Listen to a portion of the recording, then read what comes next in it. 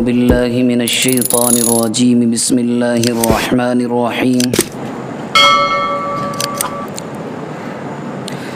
يا أيها الذين آمنوا لا تتخذوا الذين اتخذوا دينكم هزوا ولعبا من الذين أوتوا الكتاب من قبلكم والكفار أولياء واتقوا الله إن كنتم مؤمنين وإذا ناديتم إلى الصلاة اتخذوها هزوا ولعبا ذلك بأنهم قوم لا يعقلون۔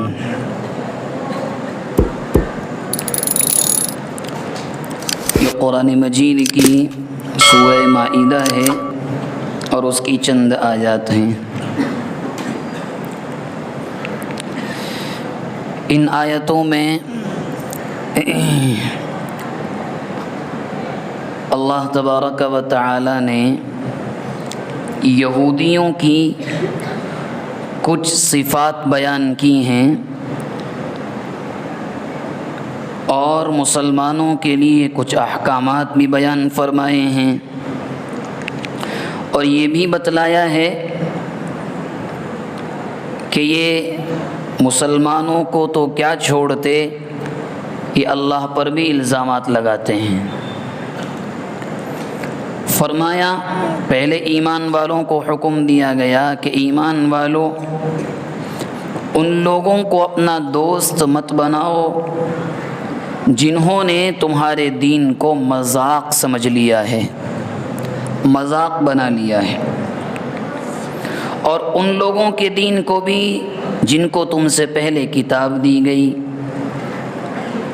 اور کافروں کو دوست مت بناؤ، اللہ سے ڈرتے رہو اگر تم ایمان والے ہو۔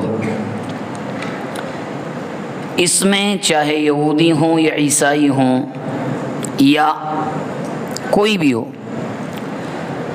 ہر وہ جو دین اسلام کا مذاق بنائے اس سے کسی بھی طرح کے تعلقات رکھنا بالکل صحیح نہیں ہے۔ ہاں، ایک نارمل آدمی ہے، کسی بھی مذہب اور مسلک کا ہو، اپنے مذہب پر بھی عمل کرتا ہے، دین اسلام کو بھی عزت دیتا ہے، تو اس میں کوئی حرج نہیں ہے۔ خود نبی کریم صلی اللہ علیہ وسلم کی مدنی زندگی سے پتہ چلتا ہے، آپ یہودیوں کے ساتھ رہتے تھے تو شریف تھے،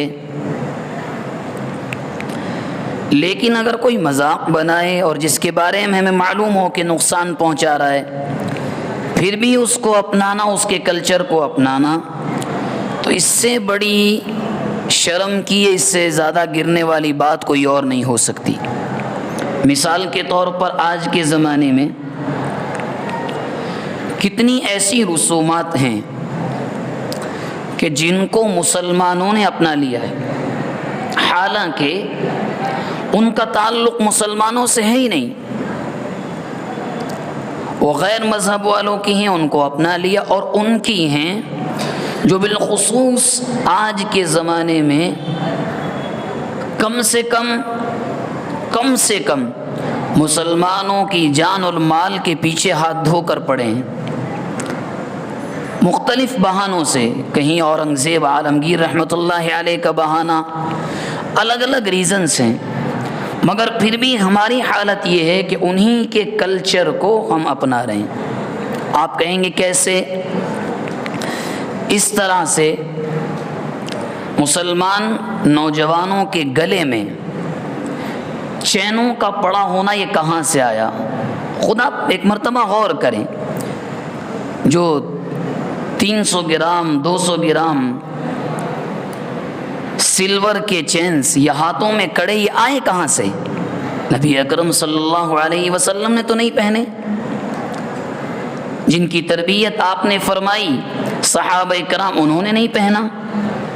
انگوٹھیاں پورے ہاتھ میں وزنوں کے حساب سے آپ نے نہیں پہنی، ایک تعداد ہے متعینہ شریعت میں، مرد کے لیے اتنی چاندی مرد پہن سکتا ہے۔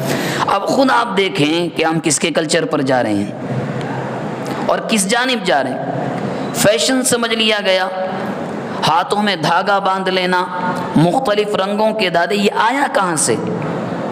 یہ ہم کاپی کر رہے ہیں کسی اور کو، نبی اکرم صلی اللہ علیہ وسلم کی اور آپ کے صحابہ کی پوری زندگی آپ اٹھا کر دیکھیں، کہیں کوئی ایسا عمل مل جائے۔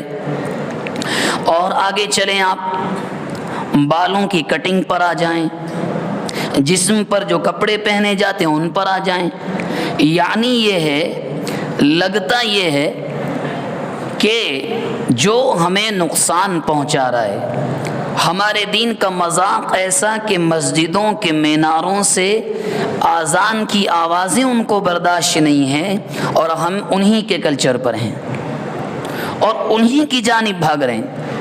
ایک زمانہ تو وہ تھا آپ یہ کہہ سکتے تھے نہیں ایسا نہیں، اب تو کچھ بھی ڈھکا چھپا رہا ہی نہیں۔ کوئی بتا دے 1% بھی ڈھکا چھپا نہیں رہا، بالکل کھلم کھلا ہے۔ اور ان کی جانب سے یہ اعلان ہے، جس کو اگر ہم رات کو دن کہیں تو کہو دن ہے، اگر ہم دن کو رات کہیں تو کہو رات ہے۔ حالت یہ ہے فی الحال، اور ہماری حالت کیا ہے؟ ہماری حالت یہ ہے کہ ہم نے قسم کھائی ہے کہ مانیں گے اسی کی جو ہمارے دین کو مذاق بنائے۔ کٹنگ دیکھ لیں آپ، کس کس طرح کی اور کون کون سے شیپس بازار میں آ چکے ہیں، جن کا تعلق نبی اکرم صلی اللہ علیہ وسلم سے تھا ہی نہیں۔ آپ کی حالت بالوں کی یہ تھی، مکے میں رہتے تھے تو ایک جانب کو مانگ نکالتے تھے، جب مدینے میں آئے تو دیکھا یہودی بھی اسی طرف کو نکال رہے ہیں، اپنے انداز بدل دیا۔ کسی نے پوچھا ایسا کیوں؟ فرمایا تاکہ یہ احساس ہو کہ ہم مسلمان ہیں، کہ ہم یہودی نہیں ہیں۔ یعنی کتنا چھوٹا سا عمل ہے یہ، مانگ کا ایک جانب کو نکالنا۔ آپ نے مدینے میں آ کر دیکھا کہ یہودی کہیں یوں نہ کہنے لگیں دیکھو محمد ہماری کاپی کر رہے ہیں، آپ نے ایک دم چینج کر دیا۔ یہودی 10 محرم کا روزہ رکھتے تھے، موسیٰ علیہ السلام کو نجات دی تھی، اس کی یاد میں، بخاری شریف کی حدیث۔ آپ نے فرمایا تم کیوں رکھتے ہو؟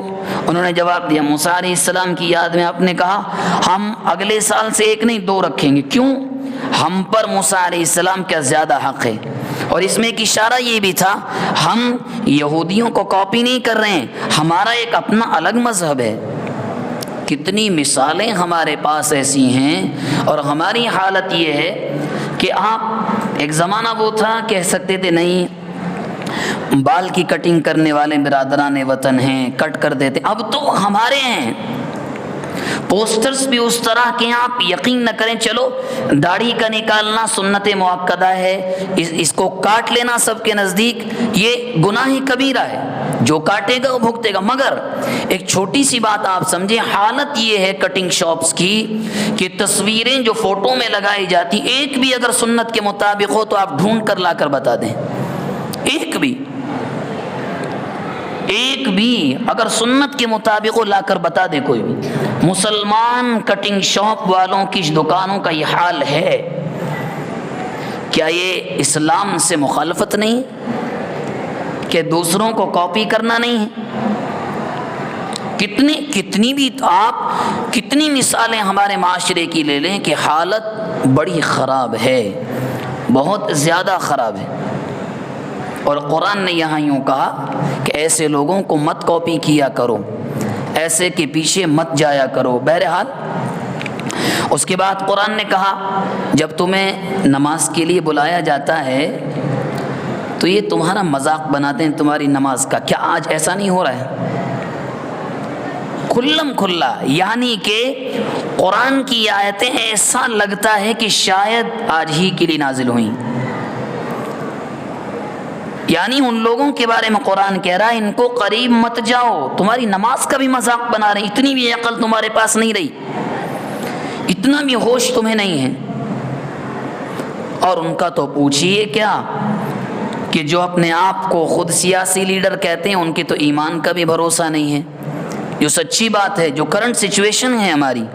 بہرحال قرآن مجید نے اس کے بعد یوں کہا کہ یہ بڑی ظالم قوم ہے، بالخصوص یہودی، یہ کبھی بھی نہیں چاہتے کہ مسلمانوں کو امن ملے، یہ چند باتیں تھیں، اس کا اگلا حصہ وقت کافی ہو گیا ہے، انشاءاللہ کل عرض کیا جائے گا جو موجودہ سچویشن ہے فلسطین کی وہ کیوں ہے اور کیا ہے، قرآن مجید کی اگلی آیتوں میں اسی کا بیان ہے۔